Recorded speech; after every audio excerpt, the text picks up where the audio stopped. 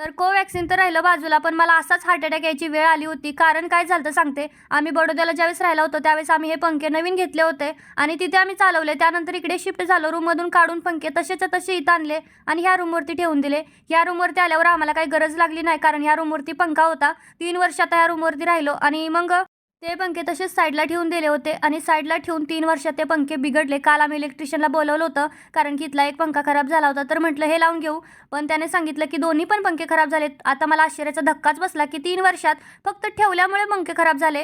त्या टेन्शनमधून बाहेर येऊन बघते तर लेकरानं पूर्ण तुळसच उपटून टाकली. त्याला विचारलं कुणी तोडली?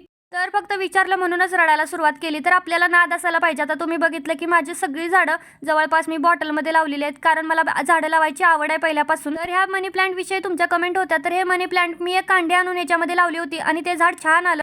तर ह्या सीझनचा पहिलाच आंबा मी आज खाणार आहे. तुम्ही खाल्ला का नाही कमेंटमध्ये कळवा. तर आजचं नाव आहे पूजा पोलाड. बाय.